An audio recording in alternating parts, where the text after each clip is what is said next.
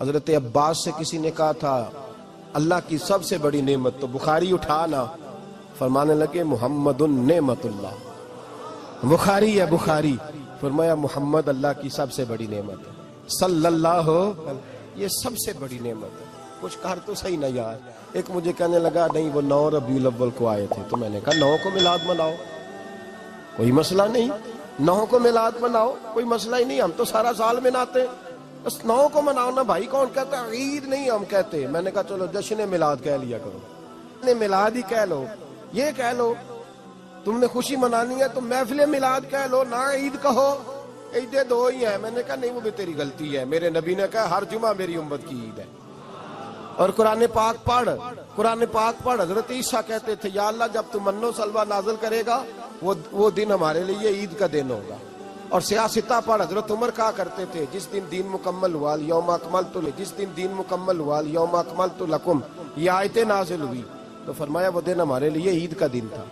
یہودی ہمیں کہتے تھے یہ آیتیں ہم پہ آتی تو ہم عید مناتے، یہ بھی تیری غلطی ہے کہ عیدیں 2 ہی ہیں۔ رب جب بھی کسی کو دید کرائے وہ عید کا ہی دن ہوتا ہے، وہ عید کا ہی دن ہوتا ہے بھائی، ہمارے لیے سب سے بڑی عید یہ ہے، اس لیے کہ باقی عیدیں اسی عید کا صدقہ ہے صلی اللہ تعالی علیہ۔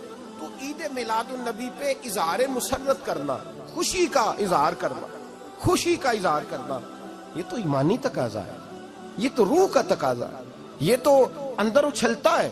شریعت جتنی ہمیں اجازت دیتی ہے اتنا ہم کرتے ہیں، اور کوئی میلاد کی محفل میں کوئی ایسا کام نہیں ہوتا جو شریعت سے ٹکراتا ہو۔ پہلے کیا ہوتا ہے؟ تلاوت، منع ہے قرآن پڑھنا۔ دوسرا کیا ہوتا ہے؟ اتنا درجہ ہے نعت کا، اب تو نہ نعت پڑھنے والے رہے نہ سننے والے رہے، دونوں میں ہی کمی ہے۔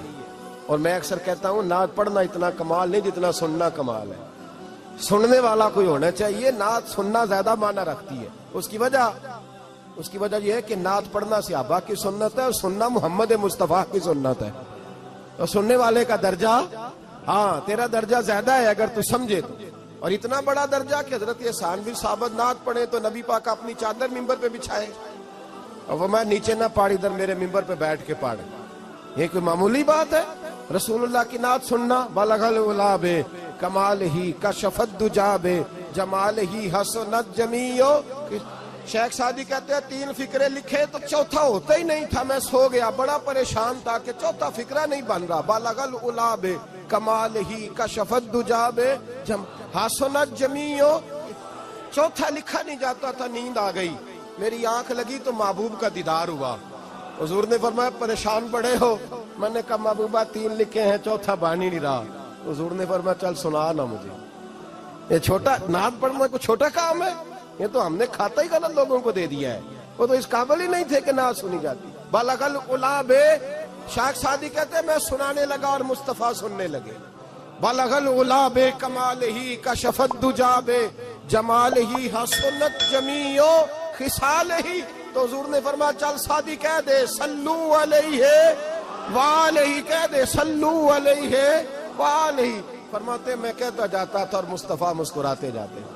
کوئی چھوٹا درجہ ہے نعت تو ایمان ہے، نعت تو طاقت ہے، نعت تو تیری روح کو بیدار کرتی ہے، پر شرط ہے نعت ہو،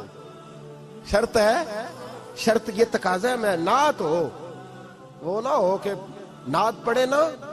میرے حضرت صاحب فرماتے ہیں نعت کا مقصد ہے جب بندہ نعت پڑھے تو اس کا دل نبی پاک کے گنبد کی طرف جائے، جب نعت سنے تو اس کی توجہ رسول پاک کی جانب جائے، یہ نہ ہو کہ نعت سنے تو توجہ گانے کی جانب جائے، یہ نہ ہو کہ نعت ہو رہی ہو تو لوگ کہیں، میرے کان میں لوگ کہہ دیتے، اب یقین کریں محفل میں بیٹھے لوگ کہتے ہیں فلانے گانے کی طرز پہ لاندہ دی، تو کدھر گیا دھیان اس کا؟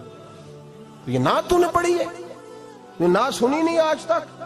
ہاں اگر نعت پڑھنی ہو تو علامہ اقبال کی لکھی ہوئی پڑھا کر، اگر نعت پڑھنی ہو تو شیخ سعدی کی لکھی پڑھا کر، اگر نعت پڑھنی ہو تو حضرت احسان بن ثابت کی لکھی پڑھا کر، اور اگر تیرا دل کرے کہ نعت بھی ہو، جذبات بھی ہو، حسن بھی ہو، علم بھی ہو، عمل بھی ہو، قرآن بھی ہو، حدیث بھی ہو، تو پھر امام محمد رضا فاضل بریلوی کی پڑھا کر، پھر اعلیٰ حضرت کی پڑھا کر، تجھے پتہ چلے چمک تجھ سے پاتے ہیں سب پانے والے، میرا دل بھی چمکا دے چمکانے والے۔ اعلیٰ حضرت کہنے لگے یا رسول اللہ میری سفارش نہ کرو، ڈر لگتا ہے قیامت کی رات بڑی گہری ہے، سفارش نہ کرو اس طرح کرو میرا بازو پکڑو اور جنت تک پہنچا کے آؤ، میرا بازو پکڑو اور جنت تک.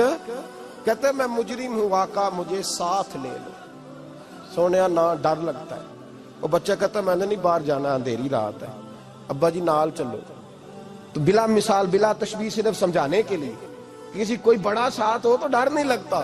تو یہ نعت ہے نا، چمک تجھ سے پاتے ہیں سب پانے والے، میرا دل بھی چمکا دے چمکانے والے. کہتے ہیں یا رسول اللہ محشر کی رات بڑی گہری ہے، میں مجرم ہوں آقا مجھے ساتھ لے لو کہ رستے میں ہیں جا بجا تھانے والے. سونے جرم کر کے آیا اور پکڑا نہ جاؤں کہیں، مہربانی کر مجھے پردوں میں چھپا لے، مجھے مدثر اور مزمل کی چادر کے نیچے کر لے، میں مجرم ہوں آقا مجھے ساتھ لے لو کہ رستے میں ہیں جا بجا تھانے والے. اور پھر تڑپ اٹھے، کہنے لگے کوئی یہ نہ سمجھے وہ چلے گئے، تو زندہ ہے واللہ تو زندہ ہے واللہ، میری چشم عالم سے چھپ جانے والے، میری چشم عالم سے چھپ جانے